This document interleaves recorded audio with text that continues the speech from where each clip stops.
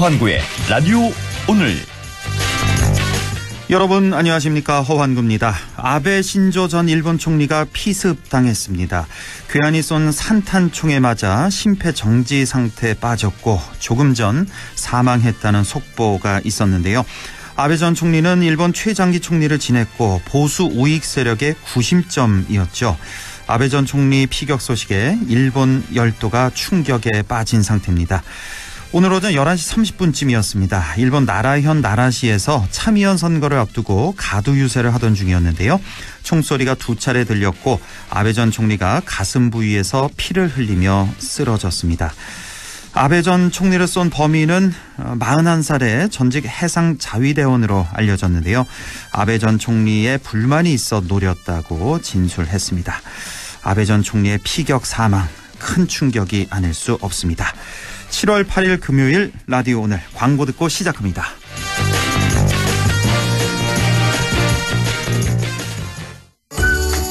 관절 건강 잘 챙기고 계십니까? 수년간 연구 끝에 개발한 호가는 프리미엄 골드. 관절은 물론 뼈 건강까지 생각했습니다.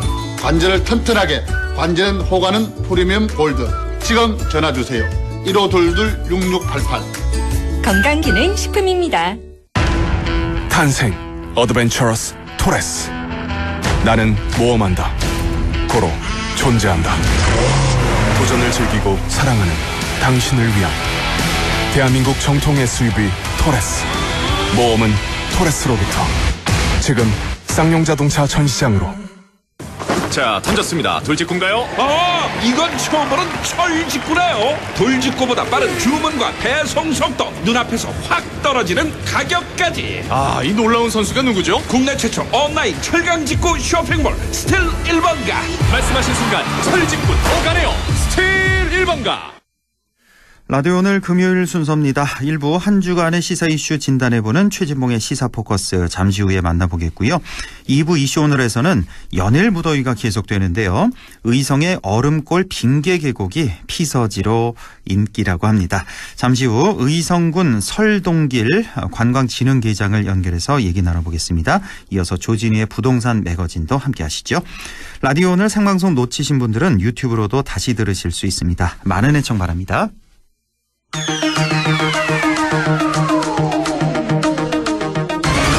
최진봉의 시사포커스 시작합니다. 오늘도 성공회대 최진봉 교수와 함께하죠. 교수님 안녕하십니까? 예, 안녕하십니까? 예, 오늘 본론 들어가기에 앞서서 정말 갑작스러운 사고 소식이 있었는데, 일본의 아베 전 총리, 우리나라 국민들 감정이 좋으신 분들 많지 않으시겠지만 그래도 일본의 그 전 총리가 선거 유세 도중에 산탄총에 맞는 사건이 있었습니다. 아까 점심 먹으면서 깜짝 놀라서 봤는데 이게 대체 어떻게 된 일입니까, 교수님? 아시는 것처럼 이제 40대 남성인데요. 범인이 이분 같은 경우에 해상자위대에서 근무를 했다고 해요. 일본 언론에서는 장교로 근무했다 아니다 이런 얘기가 있는데 어쨌든 군인으로 근무한 건 맞는 것 같고요. 3년 정도 근무를 했는데 이 사람이 아베 총리에게 불만이 있다. 그런 얘기를 했다고 해요. 경찰 수사에서. 그래서 본인이 만든 사제, 산탄총, 일부에서는 권총 두 가지 얘기가 나오고 있는데요. 이 총을 뒤에서 발사를 했답니다. 그래서 아마 나라시에서 아베 총리가 지금 이제 10일 날 참의원 선거가 있어요. 지금 일본이. 이틀 후에. 그래서 이제 선거 유세를 하고 있었거든요. 선거 유세하는 나라시에서 유세를 하고 있는데 나라 지역에 살고 있던 그 범인이 그 사람이 사제 총으로 뒤에서 총을 난사를 했고 그것 때문에 결국 이제 현장에서 쓰러졌고 이송 초기에는 아마 의식이 있었던 것 같아요. 어쨌든 국내 뉴스거리가 많아서요. 어젯밤 9시 좀 넘어서였죠. 이준석 대표 윤리위 소명하러 들어갔고 한 3시간 정도 소명이 끝났고 오늘 새벽 3시 좀 넘어서 징계가 이제 결정이 내려졌습니다. 당원권 6개월 정지, 상당히 중징계라고 볼 수가 있겠는데, 자 이걸 좀 나눠서 이 윤리위 측의 입장하고 이준석 대표 측의 입장, 이걸 좀 나눠서 좀 볼까요? 윤리위는 지금 어떻게 보고 있는 겁니까? 윤리위는 이제 당 대표로서의 품위를 훼손했다는 거죠. 이게 수사와 관계없이 당 대표가 이런 일에 연루가 되고 또 그 본인이 소명한 내용이 납득이 좀 안 된다 그랬어요.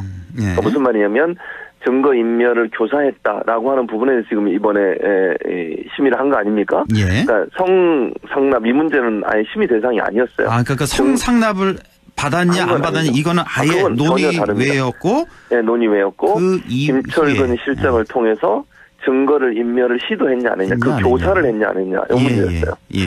그래서 이제 이번에 징계에 김철근 실장도 징계를 같이 받았어요. 2년 정지죠? 2년. 그 뭐 총선 출마를 못 하는 거죠, 다음 총선에. 아, 그렇네요. 예. 네, 그런 상황이 무소속으로 본인이 나가면 모를까. 예. 그런 상황이 된 건데 그 말은 결국 김철근 실장이 증거 인멸에 일정 부분 연루가 됐다고 보는 것 같고, 예. 윤리위에서는 그걸 시킨 사람이 이준석이다 이렇게 보는 것 같아요. 윤리의 판단만 보면. 예. 물론 이게 이제 경찰 수사가 끝나지 않았기 때문에 진실은 아무도 모릅니다, 현재는. 그렇습니다. 근데 윤리위에서 봤을 때 소명 내용을 봤을 때 이준석 대표나 김철근 실장의 소명이 설득력이 없다는 거죠. 네. 그러니까 그 여러 가지 정황, 두 가지 정황이 있는데요. 하나는 이제 각서가 있지 않습니까? 예. 7억 원을 투자하겠다는 각서가 있다는 점.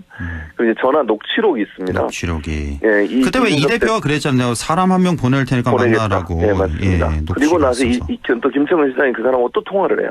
예. 내려갑니다. 만납시다라고까지. 예. 그래서 그런 증거들이 있기 때문에 윤리 입장에서는 강제 수사권이 없어서 모든 진실을 밝힐 수는 없지만 정황상 증거 인멸을 시도했다라고 보는 것 같고, 사회 통념상 뭐 상식적으로 그렇죠. 판단하겠다 이렇게. 예, 그렇게 얘기했습니다. 그리고 자, 이준석 대표는요. 그 이준석 대표 입장을 좀 보죠. 예. 증거도 없고, 그러니까 이런 얘기예요. 증거 인멸 교사라고 했는데 인멸할 증거가 없다는 거예요. 무슨 증거를 인멸했느냐 아직 이런 얘기예요. 성상납이 뭐 있는지 없는지 드러난 게 없으니까. 그것도 모르는데. 네, 맞습니다.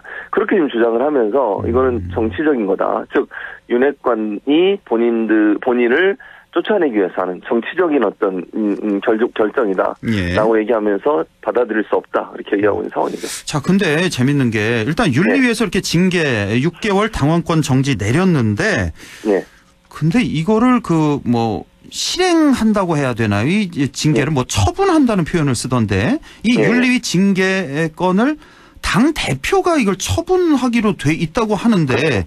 근데 본인이잖아요. 이준석 대표 본인이 처분하게 되는데 지금 이준석 대표는 이거 안 하겠다. 처분 안 하겠다. 난 계속해서 당대표 업무를 보겠다. 이렇게 나오고 있잖아요. 그렇죠. 그것도 이제 의견이 다른데요. 예. 권성동 원내대표는 윤리 결정이 나오는 순간 이건 효력을 발휘한다. 예. 그렇기 때문에 당대표의 권한은 정지된다. 이렇게 주장을 하고 있고, 이준석 대표는 본인이 도장 찍어야 된다는 거예요.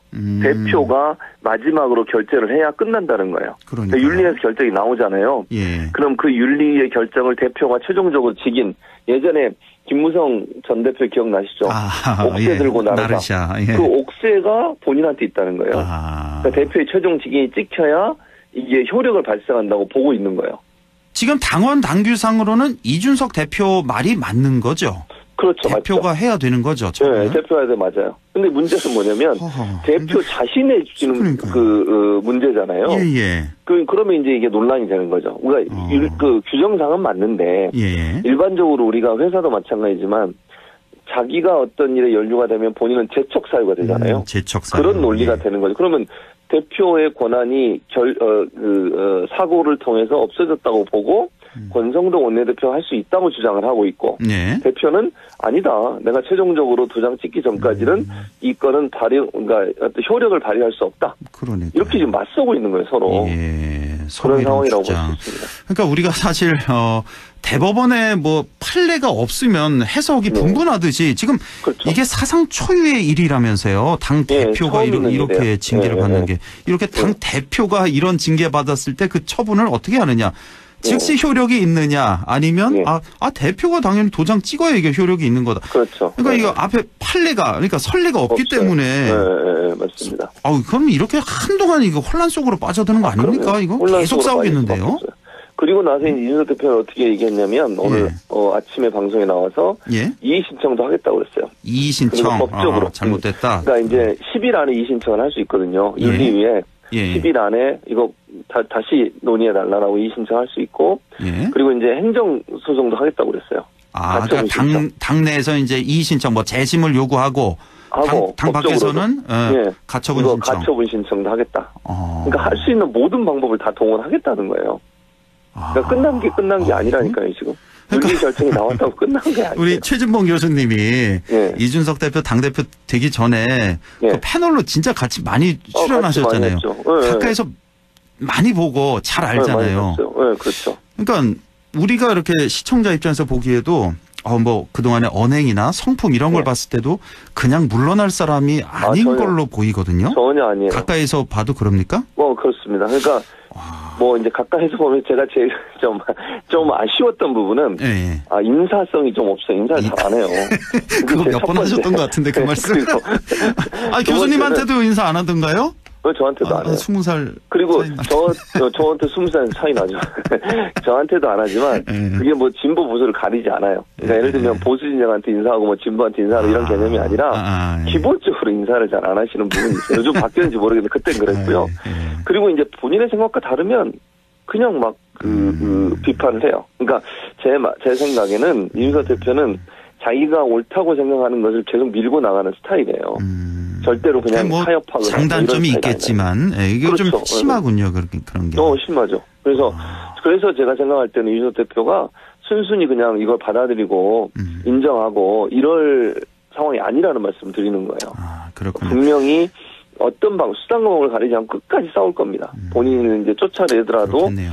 어떻게든지 버티면서. 근데 이제 문제는 뭐냐면 그렇게 되면 국민의힘이 엄청난 혼란 가운데 빠지게 되거든요. 엄청나겠죠. 그 혼란이. 그런 문제가 이제 남아있는 상황이라고 볼 수 있습니다. 그리고 저는 이준석 대표 이번 건을 보면서 그냥 본질적으로 좀 궁금했던 게 뭐냐면 그 성접대를 받았다고 이제 주장하는 측에서 2013년부터 16년까지 있었다. 20차례 넘게 있었다. 이렇게 주장하고 있잖아요. 그 아이카이스트 대표. 맞습니다. 그런데 이준석 대표가 그 성접대를 받았다는 그 자체에 대해서는 부인하는 발언을 제가 못 들은 것 같거든요. 난 받은 적 없다 이렇게 강하게 이런 말은 안 하고 그냥 뭐 윤핵관들이 뭐 부적절하게 지금 나를 공격하고 있다. 거기에 대한 대응만 하고 있다고 저는 지금 느끼거든요. 그래서 이게 좀 그러니까 이준석 대표가 만약에 성접대를 받지 않았다면은 이 아이카이스트 대표 주장에 대해서 엄청난 이 대응을 했을 텐데. 법적 대응도 하고 그랬을 텐데 여기는 대응을 안 한단 말이에요. 그래서 저는 좀 그게 좀 이상하게 보였거든요. 교수님 그런 생각 안 하셨어요 혹시? 저는 뭐 그런 생각까지 안 해봤는데 이제 아마 이런 수는 있을 것 같아요. 본인이 수사를 받고 있으니까요. 경찰이 좀 수사를 하고 있거든요. 그 문제를 적극적으로 얘기하는 것이 본인한테 도움이 될까 이런 생각을 했을 수 있을 것 같아요. 예를 들면 그 어떤 발언을 했을 때 지금은 이제 경찰 수사는 진행은 되고 있지만 현재는 본인이 지금 집중해야 되는 것은 윤리 문제잖아요. 윤리에서 당원권 정지가 나왔으니까 대표직을 수행할 수 없다는 게 일반적인 상식을 가진 사람은요. 이 정도 되면 그냥 나와서 이제 대표 사임하겠다 이렇게 나오는 게 일반적이거든요. 그렇죠. 근데 이준석 대표는 그런 생각이 1도 없어요. 제가 볼 때는. 그러니까 그래서 이제 문제가 한동안은 계속해서 이거 뉴스거리가 되겠네요. 그럴 수밖에 없어요. 그나저나 지금 윤석열 대통령 지지율이요 계속 떨어지고 있습니다. 저희가 이제 매주 이제 여론조사 분석을 하고 있는데 사실 한 달 전부터 시작된 것 같아요. 그때만 해도 한 긍정 50%대, 부정이 40%대였는데 한 달 전부터 그 점차 좁혀지더니 데드 크로스가 나더니 오늘 발표된 건 정확한 수치는 말씀 안 드리겠습니다만 30%대까지 떨어졌단 말이에요. 지지율이. 그렇습니다. 이거 너무 심각한 거 아닙니까? 이제 2달도 안 됐는데 취임한 지. 이것도 전례가 없던 거예요. 이것도. 없죠. 전례가 없죠. 대통령이 취임 60일 정도 됐는데 30% 지지율이다. 이건 레임덕대나 이 숫자 아닙니까? 그럼요. 이게? 그때 박근혜 전 대통령도 2년 지나서 30%였고요. 문재인 대통령 4년 지나서 30%였어요. 뭐 이명박 전 대통령도 몇 년 지나서였고요. 이렇게 60일 만에 30%된 적이 한 번도 없어요. 그러니까 이건 심각하죠. 정말 심각한 거예요. 근데 이제 저는 우려되는 건 대통령의 반응이에요. 물론 오늘 그 말씀을 하신 건 아니지만 대통령이 뭐라고 그랬습니까? 지지율에 연연하지 않는다. 지지율에 뭐 영향받지 않겠다. 이런 말씀을 하셨잖아요. 그러니까요. 그러니까 저는 우려되는 건 이렇게 지지율이 떨어져도 지금까지 하셨던 방식으로 할 거다라고 하는 예측이잖아요.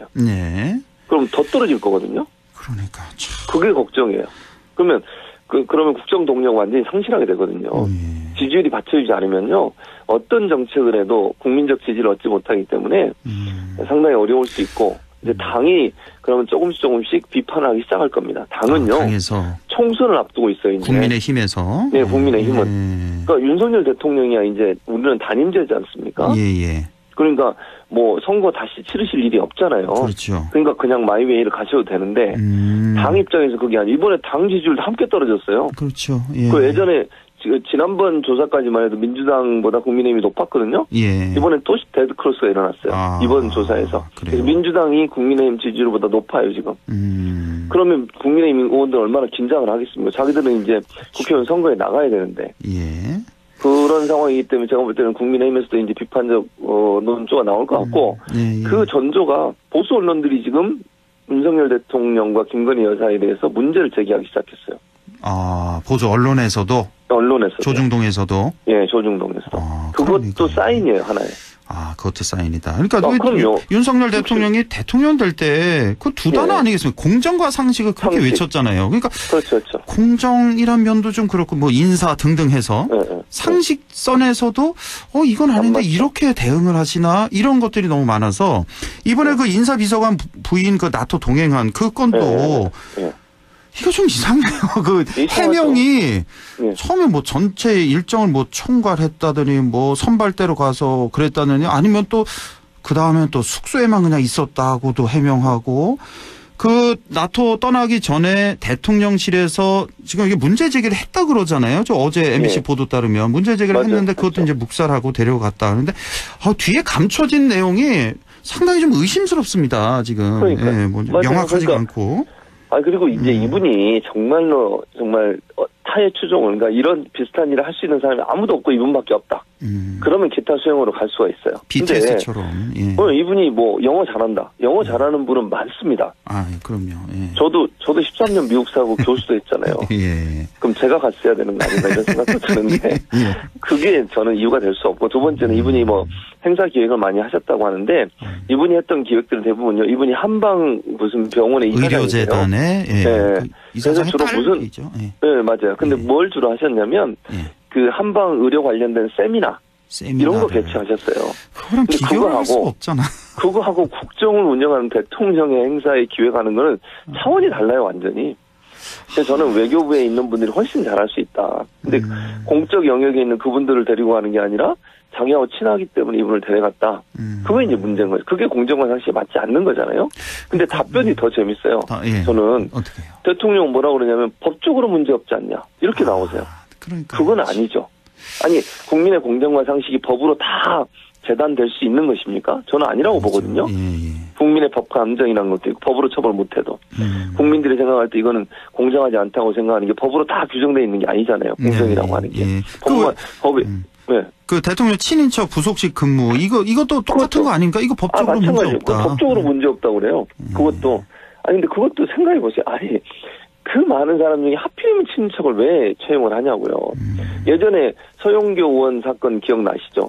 기억나죠. 예. 네, 민주당 어때 얼마나 보좌진 중에 한 명. 그렇죠. 자기 사촌 채용했다고. 그래가지고 국회는 그때 법을 만들었어요. 규정을. 어떻게 만들었냐면 지금 국회는요. 국회의원들이 보좌관 사촌 이내는 보좌관이나 비서관 채용을 못하게 돼 있어요. 못하게 돼 있고 사촌 이내는? 네. 그리고 8촌 이내 만약 하게 되면 사무처에 보고하게 돼 있어요. 보고하게 돼 있는데. 그리고 문재인 대통령 때 청와대에서는 친인척을 만약에 청와대에 근무하게 하거나 어디에 근무하게 하려면 반드시 검증을 받도록 해놨어요.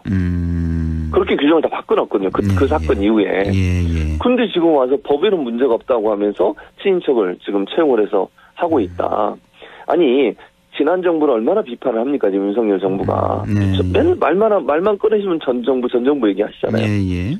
근데 그거를 답습하거나 예컨대 그거보다 못한 상황을 만들거나 이러면 안 되는 거 아닙니까? 국민들이 왜 윤석열 대통령을 뽑아놨습니까? 바꾸라고.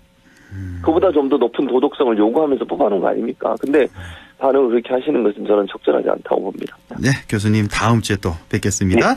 지금까지 성공회대 최진봉 교수와 함께했습니다. 고맙습니다. 예, 감사합니다. 라디오 오늘 2부에서 뵙겠습니다.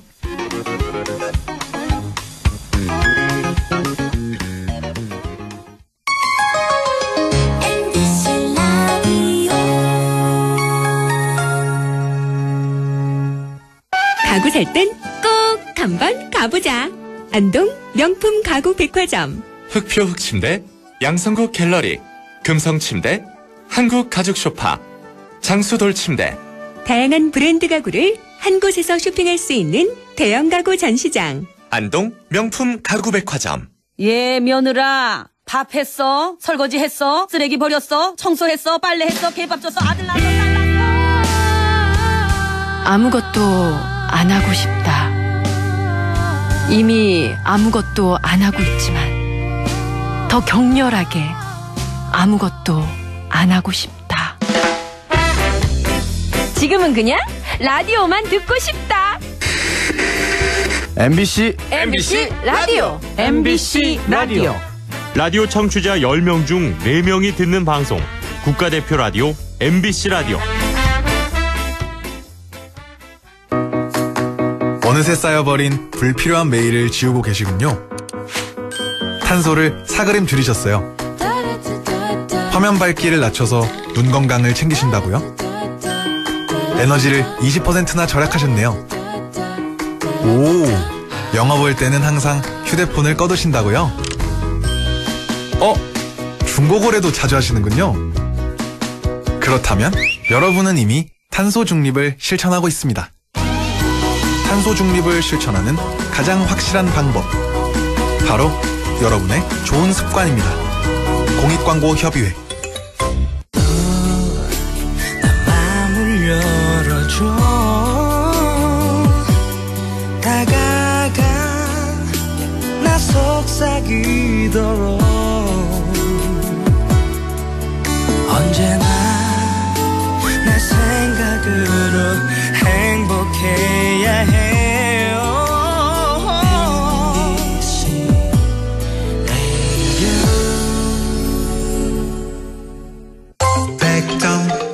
MBC 라디오. 네, 6시 27분 17초 지나고 있습니다. 이슈 오늘 시작하죠. 연일 폭염이 계속되고 있습니다. 이른 무더위에 피서도 일찍 떠나는 분들 계신데요.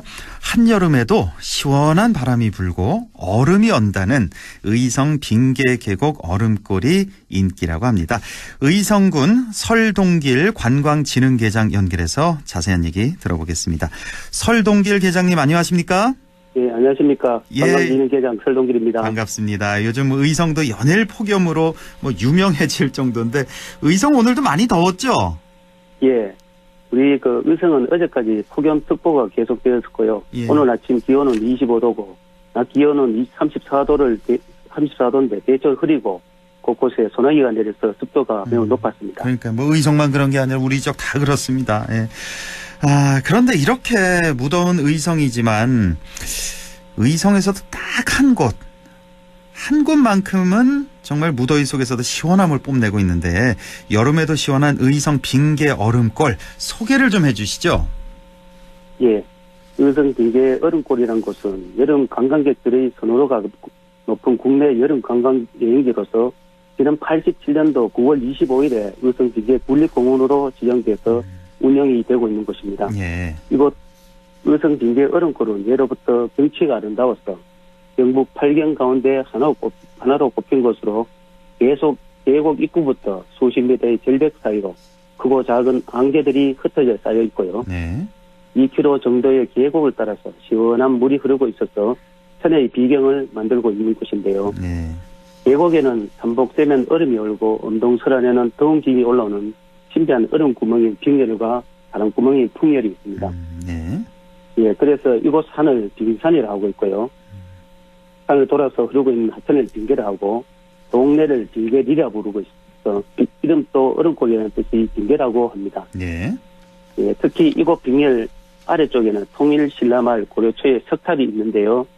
화강석으로 조성된 보물 327호로 지정된 의성 빙산사지 5층 석탑이 현재 빙산사 절터에 자리 잡고 있습니다. 네. 예, 그리고 계곡 가운데는 큰 바위에 빙계동이라는 글씨가 새겨져 있는데요. 임진왜란 때 명나라 장수 이여송이 필적이라고 전해지는 바위가 있고요. 네. 그 옆 바위에는 경북 8경 중에 제1이라는 뜻인 경북 8층 지일이라고 새긴 돌비가 올라서 있는 곳으로 빙계 얼음골은 세종실록 지리지에도 실려 있는 만큼 예로부터 그 명성이 자자했던 곳입니다. 네. 예, 또 긴 시간 동안 자연과 전설과 역사가 빚어놓은 특별한 풍경이 8곳에 일어난 빙계 8경이 있는데요. 각각은 빙열을 비롯해서 풍열, 이남, 의각, 물레방아, 석탑, 불정, 용추 등을 오셔서 직접 만나보시고 빙계 얼음골의 청정하고 신비한 자연과 숨은 비경을 한번 느껴보시기 바랍니다. 예, 지금 뭐 설계장님이 쭉 설명을 해주셨는데 마치 제가 그 입구부터 쭉 길을 따라 올라가고 있는 듯한 그런 느낌이 드네요. 저도 예전에 자주 갔었거든요. 최근에 좀 못 갔는데 저는 정말 갈 때마다 너무너무 신기한 게 아니 어떻게 저 구멍에서 바위 구멍에서 여름에도 찬바람이 나오고 얼음이 얼 정도로 그렇게 시원할까? 이건 너무 신기하거든요. 이거 좀 설명해 주세요. 어떻게 해서 이런 일이 있을 수 있는지. 예. 예, 이거 그 빙계 얼음골은 밀양 얼음골처럼 여름철에도 늘 영상 한 4도 정도를 유지하는 시원함을 자랑하고 있는데요. 이러한 현상은 애추에서 발생하는 풍열 현상이 원인으로 알려져 있습니다. 풍열 현상이? 그 애추라는 것은 기계적인 풍화작용에 의해서 암석에서 분리된 암석 조각들이 밤비탈이나 벨벳 아래로 꽃갈 모양으로 쌓인 지형을 말하는데요. 말하자면 암석 조각들이 층층이 쌓여서 생겨난 틈으로 겨울철 차가운 공기가 암석 밑부분으로 들어가서 암석의 열을 빼앗는 과정이 반복되면서 암석 전체가 차가워지는데 이 여름이 되면 암석 안쪽에 냉각된 기운이 밑으로 빠져나오고 그 빈 공간을 위에서부터 뜨거운 바람이 채워지는 대류 현상에 의해서 발생하는 것으로 알려져 있습니다. 그러니까 이렇게 좀 쭉 설명을 해주셨는데 들으면서도 신기해요, 사실은. 이렇게 날씨가 더운데 그럼 그 안에 공기도 좀 더워지지 않을까 싶은데 어떻게 해서 그렇게 시원한 바람이 계속해서 나오는지. 자, 빙계 얼음골을 찾는 분들이 늘면서 최근에 의성군에서도 몇 년 전부터는 이곳에 이제 관광 자원화하기 위해서 다양한 사업을 펼치고 계시다고요? 우리 설명해 주시죠. 의성군에서는요. 빙계 얼음골 관광 자원화 사업의 일환으로 지난 2017년부터 2020년까지 58억 원을 투입했어요. 빙계 얼음골 야영장을 완공하고 지난해 2021년도 6월 14일부터 저희들 개장해서 운영을 하고 있습니다. 꼭 1년 됐군요. 야영장이. 그 야영장 규모는 24,500평방미터고요. 세부 시설로는 카라반, 캠핑 사이트, 화장실, 시사장, 관리사무소, 어린이 놀이시설 등 다양한 세진 편의시설을 갖춰 놓았는데요. 현재는 민간 위탁 운영으로 운영하고 있습니다. 특히 이곳 빙계 얼음골 야영장은 대구에서 1시간 30분이면 방문할 수 있는 만큼 접근성이 좋고 빙계 얼음골 및 금성산 등 주변 관광지와 연계한 가족 단위의 체류형 관광지로 손색이 없었어요. 관광객들이 즐겨 찾을 것으로 기대하고 있습니다.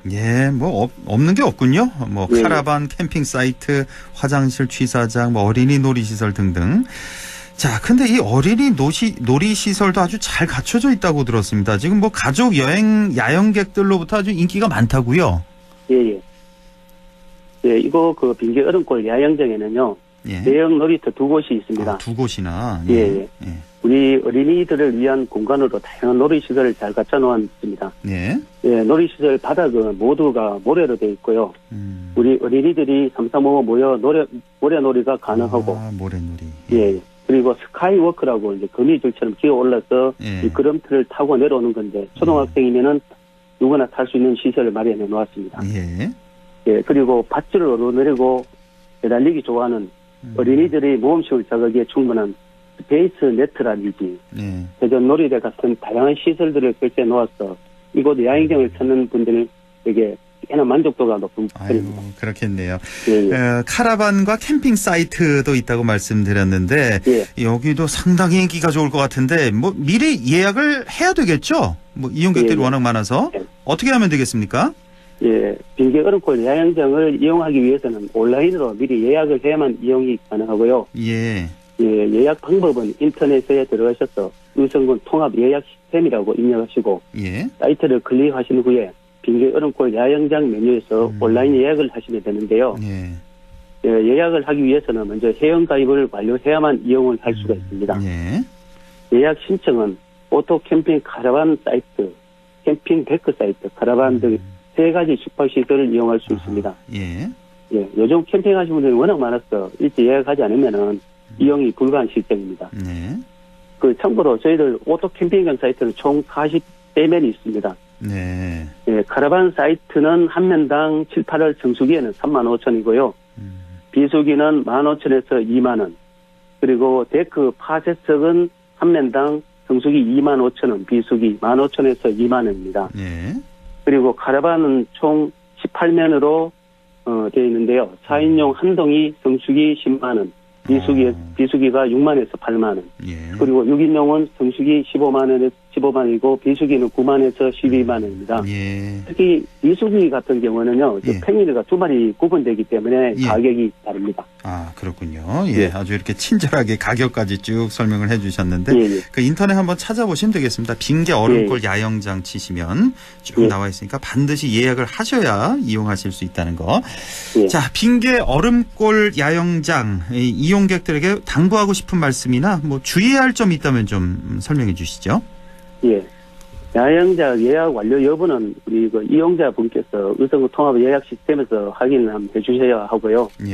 입실은 당일 오후 2시부터 가능하고 도착 시에 입구 관리실에서 카라반 객실을 받고 입실하시면은 다음날 오전 11시까지 퇴실하시면 되겠습니다. 또 카라반이나 캠핑장에서 사용할 쓰레기 봉투와 음식물 쓰레기 봉투는 별도로 개인이 구매하셔야 합니다. 한 500원 정도 소요가 되겠습니다. 지사 및 야영은 이제 지정된 곳에서만 할 수 있고요. 그 애완동물은 관리 운영상 출입을 제한하고 있습니다. 아, 애완동물은 안 되는군요. 하여튼 야영장에서의 편한 여가를 위해서는 이용객분들의 협조를 좀 부탁을 좀 드리겠습니다. 알겠습니다. 빙계 얼음골에서 야영을 즐기신 분들이 또 주변에 좀 둘러볼 만한 곳 없을까 이렇게 생각하실 텐데 그 주변에 다른 관광지 있으면 좀 같이 소개를 좀 해주시죠. 저희 의성에 오시면은 관광할 때가 굉장히 많은데요. 그 중에 몇 가지만 추려서 말씀을 한번 드리겠습니다. 빙계 얼음골에서 가까운 주변 관광지로는 의성군 금성면 소재 의성 산운생태공원이 있는데요. 산운생태공원? 이곳은 전통 산운마을의 유래와 민속 유물을 전시한 마을 자료관과 그리고 야외 생태학습 공용 체험을 할 수 있는 생태공원을 볼 수 있고요. 인근에는 삼한시대 고대 부족국가였던 조문국이 존재했던 지역에 조문국 사적지와 조문국 박물관이 있습니다. 아, 조문국 박물관. 여기 가봤는데 굉장히 크더라고요, 생각보다. 규모가 굉장히 큽니다. 규모 크고 아주 볼거리가 많더라고요. 이곳을 방문하시면요. 조문국의 당시 존재를 확인시켜주는 조문국 경덕왕 고분을 비롯해서 한 370여 개의 고분군과 조문국 박물관을 통해서 전시 보존하고 있는 고대 유물을 직접 만나볼 수 있겠습니다. 또 가까운 의성군 단치면 지역에는요. 통일신라 시대 신문왕 때 의상조사가 창건한 대한불교 조계종 제16교구 본사인 천연고찰 고운사가 있습니다. 고운사 모르시는 분들 안 계시죠? 굉장히 유명합니다. 신라시대 삼태중의 한 분이었던 최치원의 호를 따서 고운사를 이름을 사용하고 있고요. 조계종 제16교구 본사로 경북 북부권에 있는 60여 개 사찰을 거리는 곳인데 다른 사찰과는 다르게 입장료가 없습니다. 아, 입장료가 없습니까? 고운사가. 이 밖에도 의성 사촌마을과 사천이 바로 숲길이 있고 그리고 산수유 마을도 가까운 거리에 있으니까 한번 둘러보시면 좋을 듯 합니다. 아이고, 주변에 이렇게 많습니다. 의성 산운생태공원부터 조문국 박물관, 또 고운사, 의성 사촌마을, 사촌이 가로숲길, 산수유 마을까지 이렇게 추천을 해주셨습니다. 자, 이제 마지막으로 올여름 휴가를 보낼 곳을 찾는 분들에게 의성으로 많이들 놀러 오시라고 초대 한 말씀 좀 전해주시죠. 이제 본격적인 여름 휴가철이 다가왔는데요. 이번 여름 코로나19 이후에 일상 회복 시기를 맞는 첫 번째 여름입니다. 아직까지 여름 휴가를 어디로 떠나야 할지 계획을 잡지 못하신 분들이나 우리 의성군으로 여행을 오고 싶으신 분들은 의성군 빙계 얼음골에서 가족들과 시원하고 멋진 여름 휴가를 보내시고 아름다운 추억을 많이 만들어 가시기를 바랍니다. 알겠습니다. 오늘 말씀 잘 들었습니다. 고맙습니다. 감사합니다. 지금까지 의성군 설동길 관광진흥계장이었습니다. 라디오 오늘에서는 청취자 여러분의 참여를 기다리고 있습니다. 우리 지역에서 발생한 사건 사고 소식이나 함께 토론하고 싶은 내용을 안동 MBC 홈페이지 라디오 오늘 게시판에 올려주시기 바랍니다. 전화와 문자 참여도 하실 수 있습니다. 전화는 851국에 7191번, 문자는 샵 0913번으로 보내주시면 됩니다. 문자는 단문 50원, 장문 100원의 정보 이용료가 있습니다. 여러분의 많은 참여 바랍니다.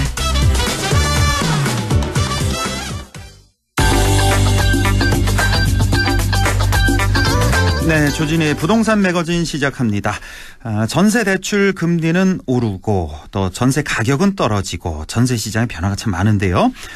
최근에 깡통 전세도 많이 나타나고 있다고 하네요. H스 인베스트먼트 조진희 대표와 함께 자세히 알아보겠습니다. 조진희 대표님 안녕하십니까? 네, 안녕하십니까? 예, 뭐 서울도 그렇고 우리 가까운 뭐 대구 광역시 같은 뭐 전국적으로 지금 전세값 하락 현상이 나타나면서 덩달아 집값 하락세가 이렇게 가팔라질 수 있다는 의견이 나오고 있는데요. 자, 네. 문제는 최근 이런 집들이 전세 시장에서 매매가보다 오히려 전세가가 더 높은 이런 경우는 이제 깡통 전세라 그러잖아요. 이 깡통 전세 문제들이 나타나고 있다고요? 예, 맞습니다. 보통은 이제 일부러 가격을 만들어가지고 했던 깡통 정세가 아니라 이렇게 부동산 경기 하락이 될 때 가장 위험하게 나타나는 신호들이라고 보실 수 있을 것 같은데요. 일부러 이렇게 한 경우가 아니라 부동산 한창 7억 가던 부동산이 10억 올라갔다. 그러면 전세가도 같이 올라가니까. 그렇죠. 근데 그게 정상적인 거래인데 최근에 이제 문제가 뭐냐면 부동산이 지금 매수보다는 매도가 많이 늘어나고 있는 형태고 특히 이제 전세 대출이나 이렇게 대출 금리에 대한 그 부담 때문에 월세 전환율이 높아지면서 작년에 이제 올해 8월 달에 전세 대란이 일어날 것이다. 그리고 뭐 전세 만기돼서 그 전에 이제 가격을 오른 가격으로 전세를 내셨던 분들이 있습니다. 근데 그분들이 이제 지금 현재 이제 다음 달인데 올해 보다 보니까 이제 부동산 가격이 하락하면서 전체적으로 전세 가격 대비 그러니까 매매 가격 대신 전세 비율이 높아지기 시작하면서 상대적으로 위험한 전세 가격 형성이 되기 시작했습니다. 그러다 보니까 전국적으로 지금 집값이 하락하고 있는 게 2019년 8월 이후 최대폭으로 떨어지고 있다고 하는데요. 이렇게 되다 보면은 이제 자연 발생적으로 깡통 정세의 문제가 발생될 수 있는 세대들이 늘어날 수밖에 없는 상황이라고 보시면 될 것 같습니다. 그러니까 매매가 10억인데 전세가가 7억이었다 작년에. 네. 근데 이제 이게 집값이 하락하면서 9억, 8억 이렇게 되면서 이제 위험해지는 거죠. 예, 맞습니다. 이제 전세가보다도 더 떨어질 수 있는 그런 상황인 겁니다.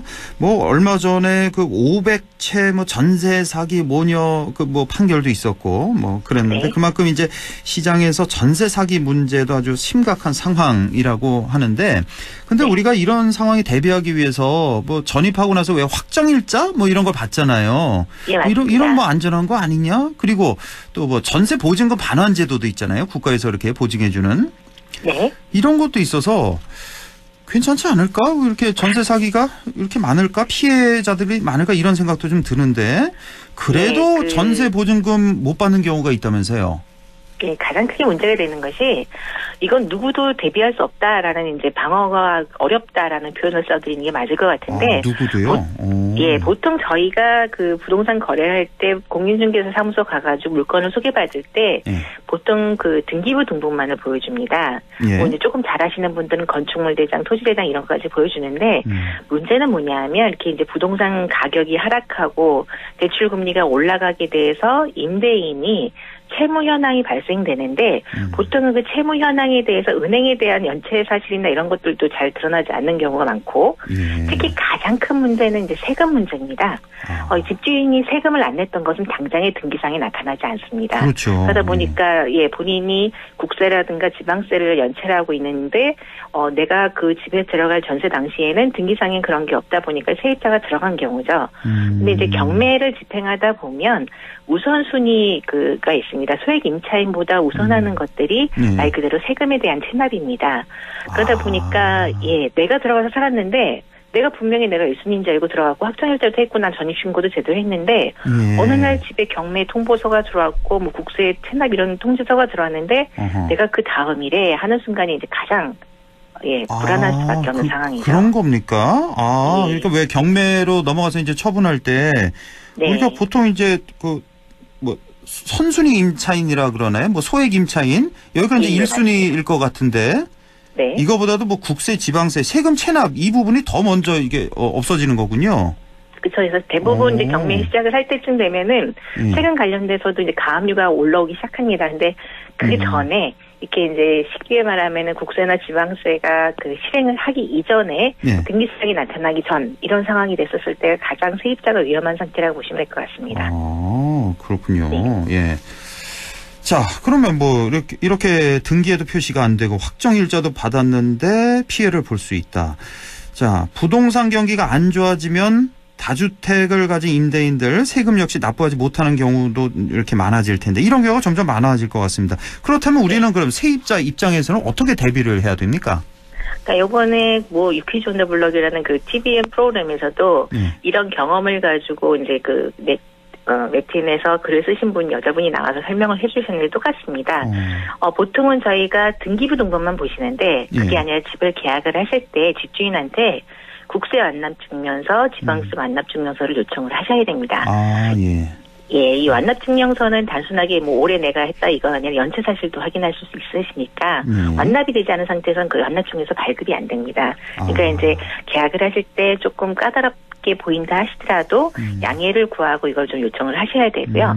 그리고 이제 말 그대로 이제 계약서 상에서 저희가 이제 특약 사항을 명시한다 하더라도 말 그대로 임대인한테 우리가 채무자, 채권자의 개념이 아니기 때문에 어떤 권리를 주장할 수 없는 부분들도 좀 있습니다. 그래서 이렇게 이제 경기가 안 좋아지는 시점이라든가 전세 가격에 대해서 좀 불안한 요소들이 있을 때는 이 내용까지 꼭 확인하시고 계약하시는 것이 중요할 것 같습니다. 국세 완납증명서, 지방세 완납증명서를 좀 보여달라. 이게 이제 완납해야 이게 뗄 수가 있는 거니까. 그걸 좀 계약 전에 확인하시고 하는 게 좋다. 근데 지금 얼핏 생각이 드는 게 계약 전에는 이거 다 완납했는데요. 이제 전세 계약하고 나서 살고 있는데 나중에 제가 계약한 이후에 지방세, 국세를 체납이 발생한다면 이거는 손 쓸 수가 없겠네요. 그러면. 예, 물론 마찬가지입니다. 이제 대부분 이렇게 체납하는 그 금액이 예를 들어서 이제 제일 무서운 경우가 보통의 집 한 채를 기준으로 한 세무라고 한다면은 좀 억울하다 하더라도 내가 들어가고 나서의 채무라고 한다면 나오는 세금이라는 것은 집 가격 대비해서 말 그대로 재산세 1호 정도니까 몇천만 원 선밖에 않죠. 근데 이제 사업하시는 분들이 갑자기 부도가 나서 이렇게 들어올 때는 근데 동시다발적으로 들어옵니다. 그래서 그때는 미리 좀 대비할 수 있는 통지서라든가 경매 보고서라든가 아니면 쉽게 말하면 재산을 현황하기 위해서 은행권이라든가 이런 분들이 사실 확인을 하기로 찾아오기 때문에 그때는 조금 선순위가 되느냐 후순위가 되느냐 물론 이제 우선순위에서 좀 밀린다라는 부분이긴 하지만 그 금액에 대한 부담금은 좀 줄여줄 수 있고요. 그리고 또 지금 말씀하신 것처럼 내가 살고 나서 이후에 갑자기 집주인이 부도가 나서 이렇게 들어오는 정말 예기치 못한 사태가 발생할 수 있다. 이건 누구도 장담할 수 없으니까 이럴 때는 이제 이른바 저희가 부동산 계약을 할 때 내가 살고 나서 집주인이 변경됐을 때는 전세 계약을 무료로 한다던가 아니면 내가 살고 나서 집주인의 어떤 이런 위험한 요소에 있었을 때는 전세 계약을 무료로 한다라는 내용의 특약 사항을 좀 넣으시면서 어떻게 보면은 보호를 좀 받을 수 있는 그런 좀 대위를 해주시는 것도 중요할 것 같습니다. 그러니까 우리 일반인들이 경험이 많지 않아서 이런 걸 잘 모르잖아요. 그래서 계약할 때 공인중개사한테 최대한 안전 조치들 이런 걸 좀 물어봐서 확실하게 해놓고 계약하는 게 좋겠네요. 그렇습니다. 자, 지금 듣자 하니까 허그 있잖아요. 허그에서 이제 전세 보증금 반환 보증을 하고 있는데 이 사고가 점점 늘어난다면서요? 사고 금액도 점점 늘고 그렇다고 하는데 저희 전세 시장 이렇게 항상 위험에 이렇게 노출돼 있는데요. 워낙 큰 돈이니까 전세금이. 보통 우리가 알고 있는 이 안전 전세가 되려면 우리가 어떤 조치를 취해야 될까요? 우선은 지금 저희가 통계 자료를 보고도 저희도 놀랬던 게 보통은 이렇게 이제 부동산 경기가 안 좋아서 가격이 하락할 때 나타나는 증상인데 문제는 전년 대비 올해가 이제 그 뭐 50% 이상 증가했다고 하는데 문제는 작년까지 부동산 가격이 굉장히 이제 상승하는 좋은 시절이었다고 보실 수 있습니다.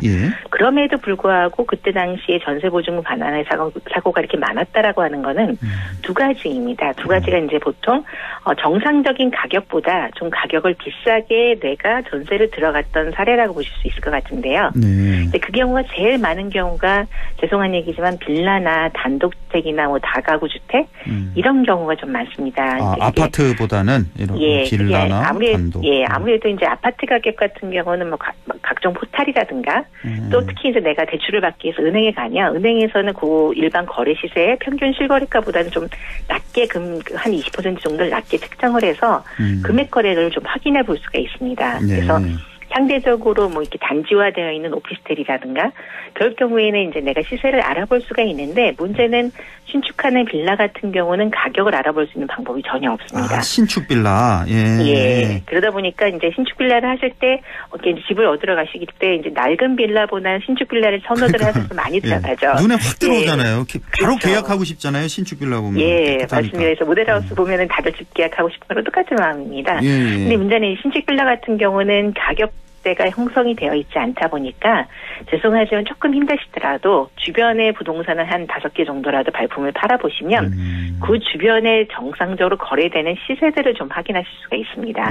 그럼 아무리 신축이라서 새 거라고 하더라도 우리가 개런티할 수 있는 가격이라는 게 어느 정도 보여주실 수가 있으니까 신축 빌라에 그 잘 꾸며진 집을 보시고 결정하시기 전에 한 번쯤은 그 주변의 시세를 좀 이렇게 동네를 통해서 알아보시고 그런 다음에 이제 그 빌라에 들어가셔서 뭐 계약을 하시는 것이 중요하지 않을까 싶습니다. 저도 이거 방송에서 본 기억이 나네요. 그러니까 주변 시세, 주변 빌라 시세가 뭐 2억 정도인데 새롭게 이제 빌라를 아주 예쁘게 짓는다. 그래서 이거 신축이다. 좋아 보니까 이거는 3억짜리다. 집값이 3억이니까 전세 2억 5천에 주겠다. 이런 식이 되는 거죠. 그러니까 주변 매매 가격보다 더 높게 전세 가격으로.